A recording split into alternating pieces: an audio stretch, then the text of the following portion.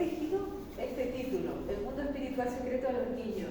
No es el de la tesis, o sea, la tesis es la capacidad espiritual del niño, o el capaz de, pero este es el título de un libro que os recomiendo, que es un periodista norteamericano que empezó a preguntar a los niños de sus amigos y de sus compañeros para poder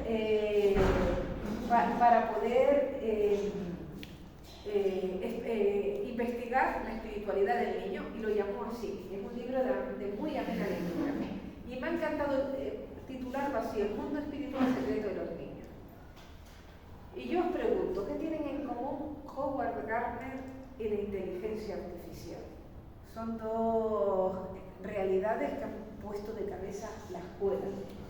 El uno, por la reformulación de las inteligencias múltiples, él estaba muy enfadado que se evaluase el coeficiente intelectual de una persona por la inteligencia matemática y la lingüística. Y dijo, no, es que una persona puede ser muy inteligente a nivel artista, los futbolistas, a nivel sinestético corporal, y escribió el libro Las inteligencias reformuladas. Y el otro es la inteligencia artificial, que vuelve a los profes locos, porque ahora los niños, para mandar una tarea que no puedan hacer la inteligencia artificial, nos vemos, vamos, desquiciados. ¿Qué tienen en común? También que dicen que la educación es cuestión no de inteligencia, sino de sabiduría. En los coles de inteligencia artificial, que ha vaticinado que muchas de las profesiones se van a acabar, no se va a terminar nunca, siempre será necesaria la labor docente. El profesor va a seguir siendo necesario, como los padres. ¿Por qué? Porque hace falta educar en el arte de vivir, que es la sabiduría. Este autor, también damos una lectura, Máximo Periucci, que no es profesor, no es filósofo, verdaderamente es un científico, y acaba de escribir un libro sobre la forja del carácter, algo muy de María Eugenia, la educación del carácter, es decir, educar en sabiduría. Y dice en el prólogo, ¿podemos convertirnos en mejores seres humanos? ¿Podemos ayudar a otros a hacerlo? ¿Podemos lograr que los líderes de nuestra sociedad, mandatarios, generales, empresarios, se preocupen por el bienestar general, de modo que la humanidad prospere, no solo desde un punto de vista económico y material, sino también espiritual? Porque podemos saber mucho, pero solo cambiaremos la sociedad siendo buenas personas. Y este señor, que ya os digo que es un científico de biología genética, profundiza sobre la espiritualidad, o sea, lo propiamente humano es lo espiritual. El niño es capaz de tener experiencias espirituales religiosas o no religiosas, o sea, puede ser la espiritualidad lo que está las conclusiones a las que están llegando la ciencia es que el ser humano es espiritual. Pero esa experiencia espiritual puede ser vehiculada por una serie de mediaciones, de mitos, ritos, etc., y ser religiosa o no religiosa. ¿Cuál es, no el problema, el conflicto que se genera? Que dice Montessori. El ser humano tiene capacidad de hablar, pero esa capacidad solo se va a desarrollar si se aprende un idioma, si se le habla al niño, si tiene ocasión de comunicarse. El estudio de la espiritualidad del niño, que se ha desarrollado muchísimo en Inglaterra, Estados Unidos y Australia, en el mundo anglosajón, sí que afirman: ¿se puede desarrollar la espiritualidad sin una religión? Sí, pero es muy difícil. Es como enseñar un idioma, o sea, enseñar a hablar sin un idioma. Tú aprendes un idioma, luego necesitas, gracias a ese idioma aprendido, aprender a hablar según el idioma, luego podrás aprender otro. Y entonces llegan a esa conclusión. ¿Se puede ser espiritual y no religioso? Sí, pero lo normal es que se vincule por una religión. Y dice Montessori, que ha sido la pedagoga que para mí más más ha sabido en nuestro siglo profundizar lo que ella llama sensibilidad religiosa. Yo creo que si hubiese nacido en nuestro tiempo, lo hubiese denominado sensibilidad espiritual. Y Montessori, esto fue una frase de ella, decía que un día llega a una clase y ve a los niños trabajando temas de religión. Y dice, no estaré ante esos niños que Jesús dijo ser como ellos para entrar en el reino de los cielos. Ahora se está recuperando mucho la metodología Montessori porque es muy experiencial, porque es muy científica, porque es muy innovadora, es mucho de contextos de aprendizaje, estas cosas que las nuevas metodologías están hablando, pero se está obviando su dimensión religiosa. Y ella aplica su método de pedagogía científica a la religión. ¿La pedagogía científica qué es? Observa cómo el niño aprende a leer, aprende a escribir, aprende las matemáticas y aplica tus procesos de enseñanza a los de aprendizaje del niño. Pues eso mismo aplicado a la religión. Observa cómo Dios se relaciona con el niño y el niño se relaciona con Dios y aplícalo al resto de niños. Entonces ella dice, el niño no es simplemente un adulto en miniatura. O sea, tiene sus características, su modo de proceder, sus metas. Necesitamos conocerle para poder adaptarnos a él como adulto, porque nuestra infancia la hemos olvidado. Dice Montessori, si Dios hubiese querido relacionarse solo con el adulto, nos habría creado adultos. Pero el hecho de nacer y tener que crecer, porque el resto de animales no tienen una infancia. Enseguida que nacen se ponen de pie y a correr, y son como adultos. En cambio, el ser humano pasa por infancia y pasa por adolescencia. Por lo tanto, Dios querrá relacionarse con el ser humano en cada una de las fases, también del niño. Dice que el maestro tiene que ser místico y científico. Científico para conocer las leyes naturales del aprendizaje y místico para conocer las leyes de la gracia en el niño. Es apasionante. Pero no solo el profesor, también los padres.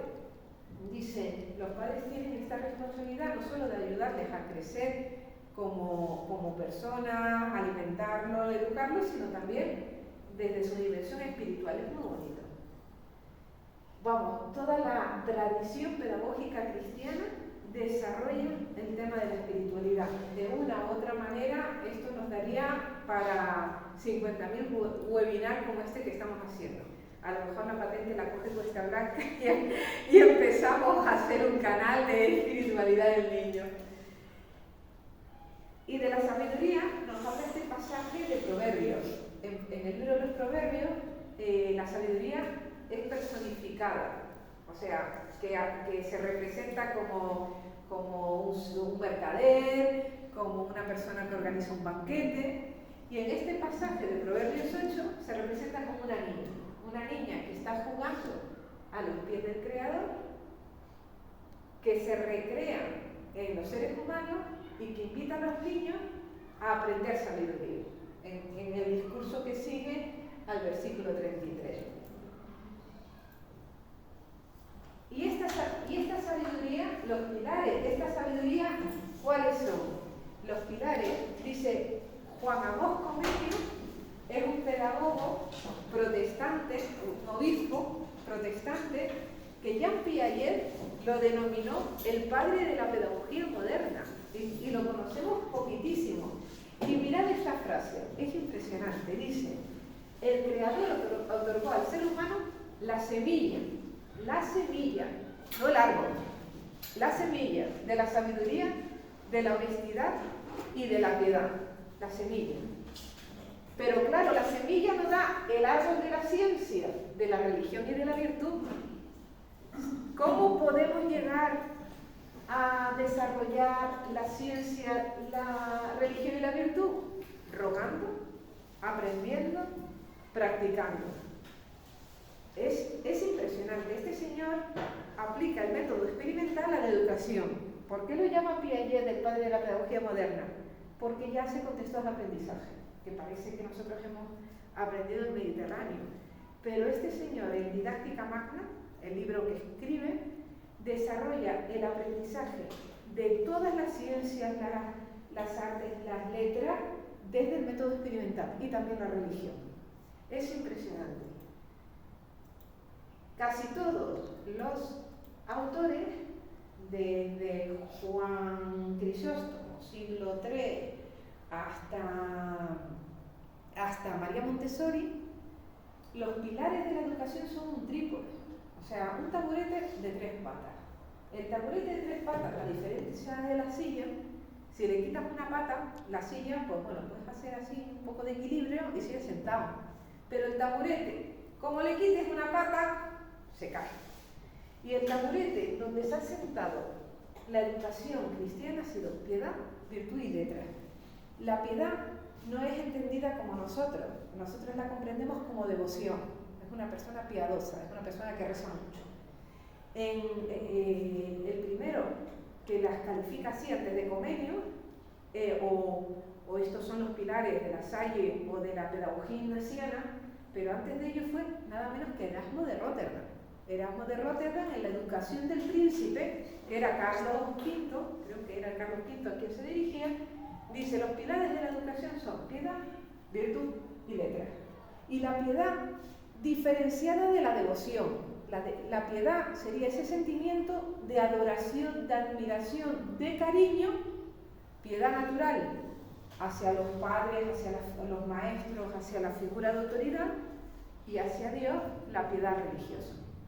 O sea, espiritualidad, que se desarrolla gracias a las prácticas de devoción. Por eso os digo que piedad sería espiritualidad. Virtud. ¿Por qué la virtud se diferencia de la espiritualidad? Porque todos estos maestros no querían que los niños aprendiesen el bien y el mal a base de normas. Y yo en escuelas católicas, con los códigos éticos, digo: qué pena que nuestros códigos éticos sean líneas rojas que no puedes pasar, en lugar de virtudes a vivir, que sería lo nuestro. Entonces, esta gente dice: María Montessori, Juan Comenio, el mismísimo Kant, Immanuel Kant, el filósofo, tiene una obra de pedagogía, que se llama así, de pedagogía, y este señor dice: en la infancia no hablemos de Dios al niño, saquémoslo a la montaña. Y admirando la obra de la creación, llegará al Dios bondad, al Dios que me cuida, al Dios que me regala, al Dios belleza. Contémosle la historia de la salvación, como se hacía antiguamente en la educación, aprender la historia de la salvación. Contemos la historia de salvación, porque al descubrir a un Dios que salva a su pueblo, se sentirá el salvado. La experiencia de la bondad de Dios le llevará a ser bueno. Montessori, ¿por qué hacía huertos escolares? Porque dice: cuando el niño cuida plantas o cuida animales, cuando los ve crecer, tiene una experiencia espiritual, tiene una experiencia religiosa, de decir: yo simplemente riego y esto, por lo que sea, crece. Le llega, no solo genera la pregunta sobre Dios, sino también genera el cuidado, genera la virtud. A mí me gusta que María Eugenia, nuestra fundadora, hable de virtudes naturales, no de valores. ¿Por qué? Porque el valor es una idea. La virtud es esa idea hecha vida, hecha práctica, vivida. Entonces, la virtud es interiorizar el bien, no cumplo normas. Y las letras es lo que ya conocemos, todas las asignaturas. Pero hay otro trípode, la comunidad de aprendizaje. Otro trípode que si le quitas una pata, cae. Familia, escuela, amigos. Asociacionismo, asuntillo, el grupo de confirmación, los deportes, los niños que necesitan estar con sus iguales. Y ese trípode también tiene que estar junto. O se cae, la comunidad de aprendizaje. Y todo ello gracias a la sensibilidad espiritual, que ahora entraremos. Bueno, a nivel psicológico, ¿por qué se ha estudiado tantísimo la espiritualidad del niño? O sea, no os podéis imaginar la gran producción de estudios académicos en Inglaterra, Estados Unidos, Australia, porque el gobierno inglés se le ocurre en 1996 sacar una ley, como nuestros gobiernos en España, eso luego lo cortas del vídeo, que lanza la ley y luego la aplicación que la interprete cada profesor. Pues el gobierno inglés saca una ley en donde diferencia la educación religiosa de la educación cívica, de la educación moral, de la educación espiritual. Y no lo explica, que lo entiende por cada cosa. Y claro, empezó un debate a nivel social, ¿qué es esto de educación espiritual? ¿Tiene cabida en la escuela? ¿En qué tipo de escuela? ¿Qué clase de espiritualidad? Y por eso empieza la investigación. Ya se estudiaba antes, desde la psicología evolutiva es inevitable estudiar la espiritualidad del niño como una dimensión más del desarrollo. Desde el enfoque cognitivo, nuestro amigo Piaget, que dice que relaciona la experiencia espiritual con el conocimiento de Dios. La capacidad de abstracción al fin en la adolescencia, el niño no es capaz de experiencia espiritual. Conclusión. El piagetianismo rescata la intuición como capacidad de conocimiento, de adaptación al medio y por lo tanto de experiencia espiritual. Pero el enfoque que nosotros hicimos aquí en el cole, cuando hicimos la investigación, ha sido fenomenológico. Nuestro amigo Husserl, hay fenómenos en nuestra realidad y nosotros tenemos que respetar el fenómeno está ahí y yo me acerco al fenómeno con diferentes metodologías para estudiarlo. Pero que sea el fenómeno el que me hable, no el que yo haga hablar al fenómeno. Para ello, he partido de una definición de experiencia espiritual. Y yo estoy llena de orgullo y satisfacción porque la profesora de psicología, que era de la Universidad de Salamanca, siempre en un tribunal tiene que haber dos de universidades exteriores, y la de psicología era de Salamanca, y dijo que esta definición era mejor que la que yo utilizo, o sea, de los estudiosos estos de Oxford. Y yo digo, que bien, que le gustó más como definición. Es la relación consciente, no consciente racional, consciente relacional del niño con una realidad misteriosa. ¿Por qué no pongo Dios? Porque en edades muy tempranas no hay una divinidad, hay un misterio a la que surge una valoración personal. Cogimos 262 niños, participaron en el estudio, una muestra más que buena. Fue más del 50% de los que habíamos elegido. En Cuesta Blanca dijimos la línea C y en Valleca dijimos la línea B. Es verdad que mandamos la carta a más familias de los niños que participaron y no todos autorizaron, porque no todos se habrían leído la carta, que es lo que suele pasar con las cartas del cole, pero participaron muchas familias. La pregunta del millón: las conclusiones de este estudio en un colegio concertado católico, ¿se puede extrapolar? Yo digo en mi estudio que no. Científicamente, para saber si se llegan a las mismas conclusiones en un colegio público o en otra zona de España, tienes que ir a ese colegio público y a esa zona de España. Pero yo os digo que las conclusiones a las que llego en el trabajo que hemos hecho en estos dos coles son muy parecidas a las que se llegan en otros estudios de estos lugares que se está investigando este tema mucho del mundo. O sea, yo creo que hay unas características naturales por el hecho de ser niño de vivencia con el misterio. Hicimos 3 preguntas. ¿Cuál es tu recuerdo más importante de la vida? ¿Por qué esta pregunta? Porque si yo os digo ¿cuál es vuestro primer recuerdo? O sea, el recuerdo más importante de vuestras vidas. En los niños era genial porque dice, el recuerdo más importante de toda mi vida, y veías la edad, 6 años. Pero claro, es toda su vida. Pero lo mismo que el niño, En vosotras, probablemente el recuerdo más grande de vuestra vida, el más importante, tiene relación con el misterio. A lo mejor no es el misterio de Dios, a lo mejor es el misterio de la vida, el misterio de la muerte, el misterio de la felicidad, con misterios humanos, y ahí hay mucho de espiritualidad. Les decíamos que respondiesen a esta pregunta antes de pasar, la primera antes de pasar a la siguiente, para no estar condicionados. Es que me preguntan sobre Dios. No, para que pregunten, o sea, respondan sobre la vida. Y luego, ¿te has encontrado con Dios alguna vez? Escribe el encuentro y cómo piensas que es Dios, cómo es, dónde está. Para las categorías de estudio utilizo las de David Hay y Rebecca Knight, los estudiosos de estos psicólogos de Oxford. Replico el estudio parcialmente. ¿Por qué? Porque fenomenológicamente utilizan unas categorías y subcategorías bastante asequibles para analizar los relatos de los niños. En la pregunta 2, ¿te has encontrado con Dios alguna vez? 75,57% de los niños dicen categóricamente que sí.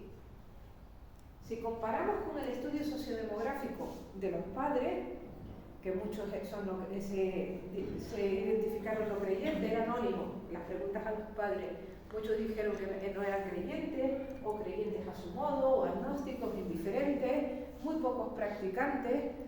Pues tú dices, pues aquí esto ya nos está diciendo algo. Los niños consideran la relación con el misterio como algo natural. ¿Os acordáis de María Eugenia, la fundadora? La fundadora recibe la primera comunión, no tuvo una educación religiosa, y recibe la primera comunión como muchos de nuestros niños. Y en ese momento de recibir la primera comunión tiene una experiencia mística. Muchos de nuestros niños que han respondido es el día de su primera comunión, que dicen que se han encontrado con Dios, como María Eugenia. Pero María Eugenia no lo contó, como tampoco lo contarán nuestros niños. Para ellos es algo natural, que tienen todos los niños. Pero si esa experiencia primera no es acompañada, no madura, se olvidan, se pierden. Hubo un profesor de Harvard que estaba investigando la espiritualidad en adulta, la espiritualidad humana, y publicó en el periódico local. ¿Me pueden enviar las experiencias espirituales que hayan tenido? Si yo os pregunto, ¿cuál es vuestra primera experiencia espiritual? La penséis un momento, puede ser religiosa o no religiosa, espiritual. La experiencia de relación con un misterio que excede lo común. Muchos de vosotros seguro que os habéis ido a la infancia. Este señor recibió 5.000 relatos, 5.000. Claro, esta gente tiene becarios para aburrir. Y como tiene 5.000 becarios, pues un relato a cada becario. Y el 40% de estos relatos habían acaecido en la infancia, aunque esos adultos se identificaban ateos. Dices, ¿qué pasó? Que no fue acompañada esa experiencia. Entonces, si nosotros decimos la conciencia sentida, esa dimensión de la sensibilidad espiritual, es reconocida cuando la experiencia sucede en un momento presente, aquí y ahora. Seguro que cuando os he preguntado ¿cuál fue vuestra primera experiencia espiritual? Enseguida os fuisteis a un lugar y a un momento. La experiencia espiritual es tan fuerte que recuerda el lugar y el momento. Sucede en un aquí y ahora con una alteridad. A lo mejor es interior, pero siento que me relacione con un otro, o otra cosa, otra persona, con alguien. Alteridad, que se sintoniza de modo fluido, no depende de mí, me viene dado. Y de modo focalizado, sentido con todo el ser. Y me decís, madre mía, y con esas categorías analizaste los relatos de los niños. ¿Alguna de vosotras participasteis en el estudio? Sí, bueno, yo se lo di a los niños y a mí, no leí todos, pero me impresionaba pues cómo todos habían tenido experiencias, todos habían conocido a Dios, todos habían tenido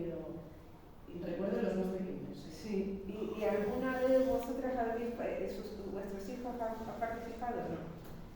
Pues es impresionante. Mirad este a mí me encanta. 6 años. Sí me lo encontré en mi habitación ayer. Digo, qué bien que el estudio fuese hoy, porque si no me lo hubiese perdido. Antes de irme a dormir, cuando me puse a rezar con mi abuelo y casi me puse a llorar.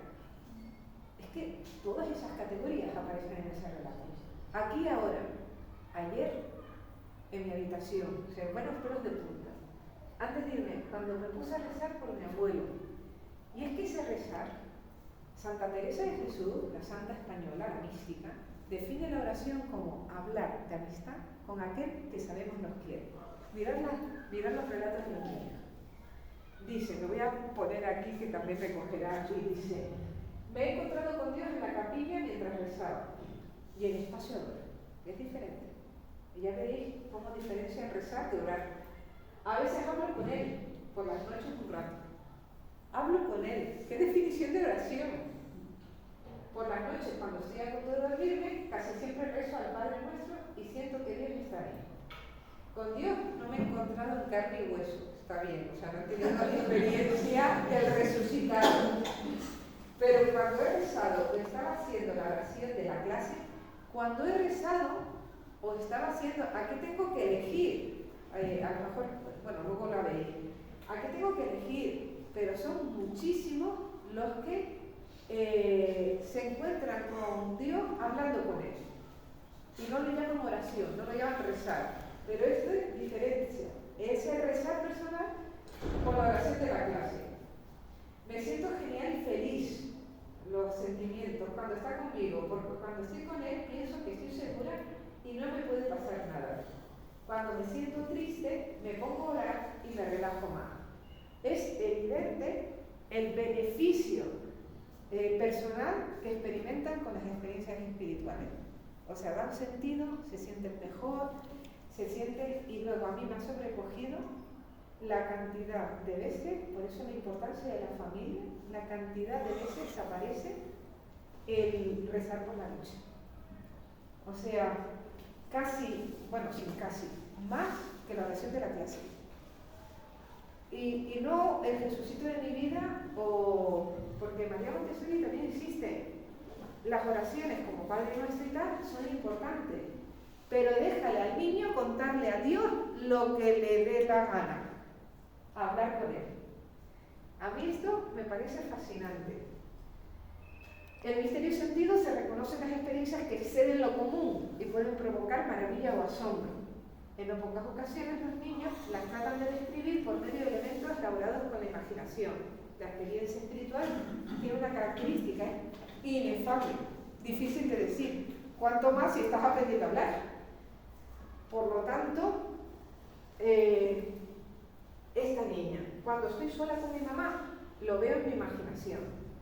Está probado por las teorías del apego. Ya sabéis, las teorías del apego, cómo condicionan las experiencias tenidas con los cuidadores principales, la confianza en ti mismo, en los otros y en la vida. Pues ahora se están aplicando las teorías del apego a la religión. Y es precioso ver cómo Baltasar, que es un teólogo muy importante en teología cristiana, en teología católica, Baltasar dice que la relación que se mantienen los padres con sus hijos genera la protoconfianza. O sea, es una experiencia espiritual anterior. Autores actuales dicen que no, que ya es experiencia espiritual en sí mismo, que Dios transmite su afecto también por los afectos de los padres.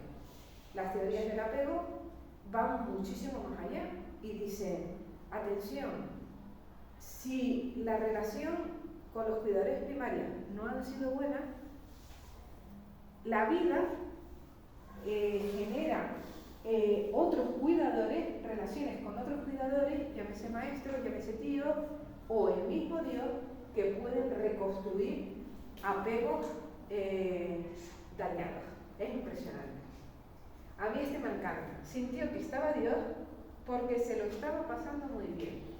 la experiencia espiritual para los niños es una experiencia gozosa. En tercer lugar, el valor sentido es detectado en el valor o aprecio que se da a esas experiencias, muchas veces por lo que os dije antes, porque hay sentimientos fuertes de maravilla, de deleite o también de temor, y porque están experimentados como que me transportan a la bondad suprema. O sea, Dios es bueno porque cuida de mí. El cuidado está muy presente en los relatos de los niños. Y dichas experiencias son fuentes de significado. Mirad este relato, cuando murió su abuelo. La pregunta 1, respuesta a la pregunta 1. ¿Cuál es el momento más importante de tu vida? ¿Y este niño? Mirad el abuelo.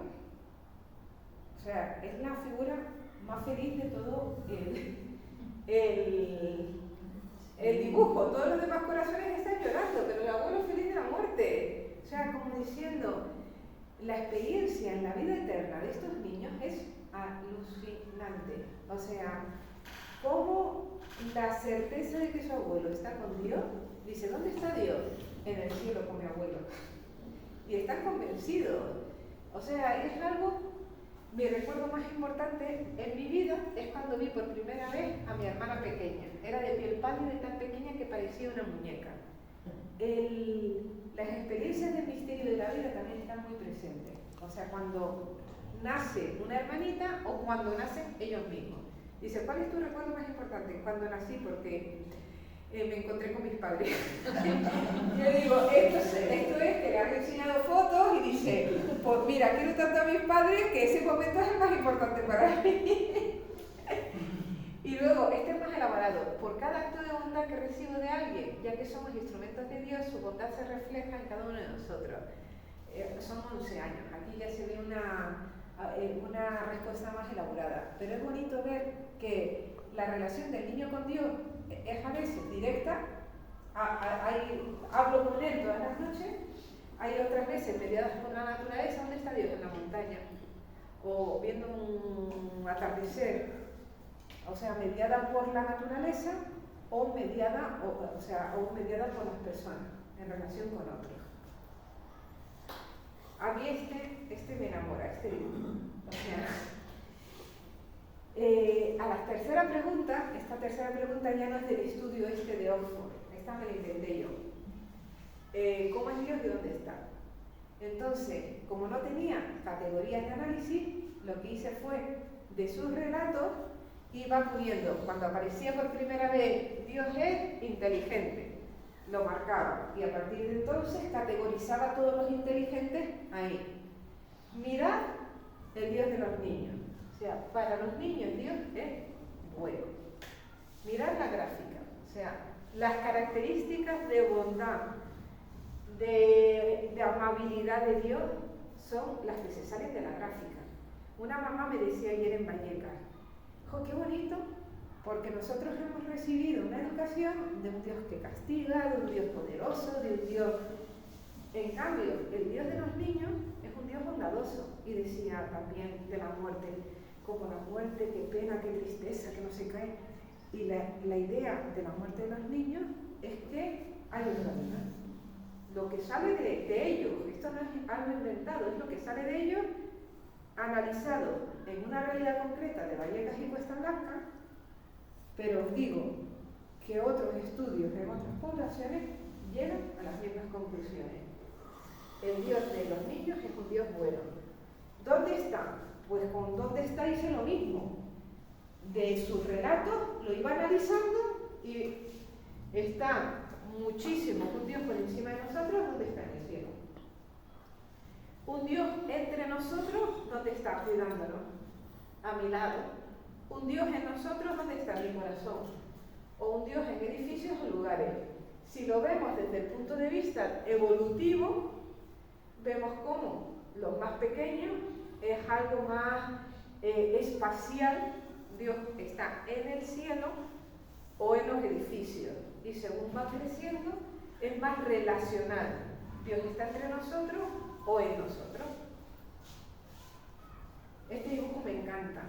Aunque el estudio empezó en los 4 años, como muchos cumplen, se hizo en noviembre y algunos cumplen en diciembre, había algunos que tenían 4 años. Entonces dice, este dibujo lo pinta respondiendo a la pregunta, ¿dónde está Dios? ¿Cómo es? Y pinta este dibujo. Pues eso nos lleva a pensar que la espiritualidad del niño es una espiritualidad del amor. Tienen una apertura natural al misterio, que ahora veremos qué significa. Viven esa relación como un misterio de alianza, de relación, en donde Dios realiza su obra de discipulado para la extensión del reino, la transformación de la sociedad, de ellos mismos. ¿Qué es la sensibilidad espiritual? ¿Qué es la capacidad de apertura al misterio? Pues no es solo cabeza. Tenemos que darnos cuenta que el ser humano es un ser íntegro. Tiene sensibilidad, tiene que produce las sensaciones, tiene emociones, esas sensaciones, eso que perciben nuestros sentidos del mundo, generan emociones. Esas emociones combinadas generan sentimientos.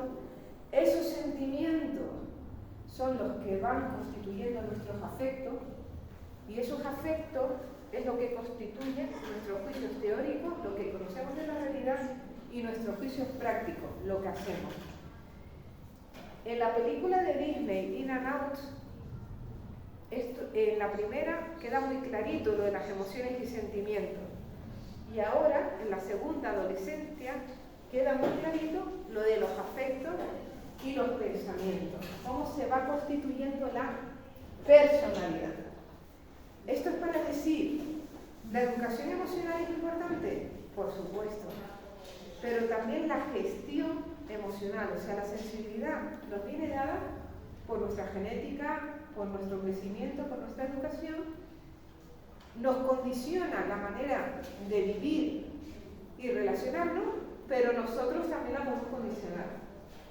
Lo que vivimos, los acontecimientos, no es lo que vivimos, sino cómo los interpretamos. Pues la sensibilidad humana, que es la capacidad de relacionarme con nosotros y con la naturaleza, también es la capacidad de relacionarnos con Dios. Lo que toca nuestras emociones nos configura. Los que tocan nuestros pensamientos, no tanto. En un mundo buca, en un mundo líquido, en una sociedad líquida, ahora dicen que la educación, la escuela, tiene que desarrollar más estas características, estas capacidades, la creatividad, la fortaleza y la empatía. En un mundo regido por la inteligencia artificial, ahora todos los contenidos están en Internet. Pues el maestro tendrá otra labor. Dicen muchos, estamos formando niños para profesiones que no están inventadas. Y es verdad, pues vamos a formar creatividad para imaginar. La imaginación es una facultad que comparten los niños, los poetas y los científicos. La imaginación es una facultad que nos ayuda a crear cosas nuevas. Y es una facultad muy espiritual, muy de la sensibilidad espiritual. Montessori dice que el niño aprende con sus características, y es la narración y el juego su manera de aprender. Que son las plataformas de entretenimiento como Netflix, Prime o Disney. Juego y narraciones. El adulto también seguimos aprendiendo con narraciones y juegos. La narración tiene la capacidad de aprovechar nuestra sensibilidad para hacernos entrar en la historia y evadirnos, distraernos o aprender algo. Por eso Montessori utilizaba el juego. El juego tenía un problema. El juego tenía que ser atractivo. Atractivo a los ojos de los niños, captar su atención y tener un problema. Y en la resolución del problema está el aprendizaje. Pues es la filosofía de Benny y de Rey, el método que estamos desarrollando.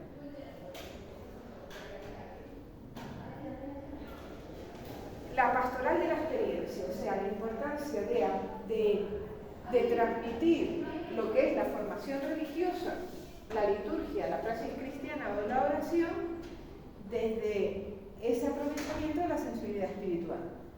Es decir, la formación religiosa no es transmitir una verdad, sino es buscarla juntos. A mí me ha parecido fascinante en el estudio descubrir la filosofía con niños. No se trata de enseñar las cuestiones filosóficas a los niños. Venga, hoy vamos a hablar de Platón. No, como no es la filosofía de segundo de bachillerato. Es confiar en la capacidad del niño para encontrar la verdad, no racionalmente, intuitivamente, sensiblemente. Entonces, profundizar con ellos las grandes cuestiones de filosofía, que es el hombre, que es el ser humano, que es la sociedad, que es la política, que es el gobierno, que pues lo mismo se está haciendo en teología. ¿Qué diferente sería que en lugar de la formación religiosa, de decir, venga, hoy vamos a hablar de Dios? No, habladme vosotros de Dios. No sé si me comprendéis. Es cambiar la manera. Montessori llamaba a la liturgia la pedagogía de la iglesia. Entonces, lo que hacía es, para ella estaba convencida que para el desarrollo de la sensibilidad religiosa del niño, la religión cristiana era de las más potentes, por la liturgia, por los símbolos, por las celebraciones, pero no se instaban los niños así como espectadores de algo que no entienden, haciéndoles involucrar. La bondad es lo más fácil, la praxis cristiana, y la oración es hablar con Dios que da unidad a todo. Y ya para terminar, bueno, este cuadro que lo he utilizado mucho en la defensa es de un holandés que es discípulo de Rembrandt, tenebrista, esta corriente, que a mí me encanta. ¿Dónde está? Porque aquí vemos el sol. La luz natural está oculta, es un día nublado. Pero ¿de dónde viene la luz del cuadro? Esto me lo he inventado yo. El cuadro termina aquí. La luz del cuadro viene de allá. Y es el niño el único que está mirando hacia esa luz. O sea, la luz del cuadro no viene del sol, que está oculto. Viene de la izquierda. Yo he metido la puerta por este poema de Miguel de Unamuno. O sea, que pida a Dios, agranda la puerta porque he crecido. Y si no me agrandas la puerta, empequeñéceme. ¿Para qué? Para que volvamos a los días rosados en que era hijo no más. ¿Por qué hijo no más? Dicen que Jesús puso al niño en el centro en una sociedad patriarcal. Era un escándalo poner al niño en el centro. La palabra griega niño es sinónimo de esclavo. O sea, no puedo contar las veces que aparece el niño en el Nuevo Testamento porque no siempre está claro cuándo es un niño y cuándo es un esclavo. O sea, es que no contaba para nada en la sociedad. Y él pone a un niño en el centro y dice, estos son los depositarios del reino, hay que ser como ellos para ser un buen discípulo. ¿Por qué? Porque el niño es capaz de vivirse como hijo. Es una experiencia ontológica. Jesús es el Hijo de Dios. Entonces, me decía una hermana cuando estaba haciendo el doctorado, bueno, Jesús no lo hubiese dicho en nuestros días, porque ahora los niños son muy consentidos, lo tienen todo. Digo, aunque lo tengan todo, se vive como hijo. Lo tiene todo porque lo recibe. Entonces, por eso Jesús pone al niño de ejemplo, porque es capaz de, ontológicamente, existencialmente, es capaz de abandono. Depende del adulto, depende del padre. Y Jesús depende de su padre. Por eso es ejemplo de discipulado. Por eso nos señala esa puerta estrecha del reino de los cielos. Vamos, que esto nos sirva también para descubrir nuestro propio niño. Me encanta esta estatua que está en un desierto de por ahí, del mundo, no tengo la referencia, pero Montessori vivió la Primera Guerra Mundial, vivió la Guerra Civil Española, porque vino a Barcelona y en la casa del NEN, la casa de Barbini en Barcelona, fue donde empezó, donde desarrolló su método aplicado a la formación religiosa. Y se lo destrozó todo la guerra civil. Y vivió la Segunda Guerra Mundial porque como era italiana con Mussolini, le pilló la India y no pudo salir de allá. Pues Pues desarrolló una serie de conferencias sobre educación y paz que están publicadas en un librito que se llama así, Educación y Paz, que merece la pena leerla. Y ella dice, la causa de las guerras es el vacío existencial del ser humano, la sed de espiritualidad. Como tenemos ese vacío, pensamos que con poder, con dinero, con territorios nos lo vamos a llenar. Pero no se puede llenar algo que exige espiritualidad y llenarse de material. Y ella dice, la regeneración de la sociedad va a venir por la infancia, si logramos que crezca con ese vacío existencial lleno. Entonces, para eso se necesita al nuevo educador para la nueva sociedad. Los niños se entienden dentro de ese adulto, ¿no? Pues gracias, esto es todo. No sé si tenéis alguna pregunta.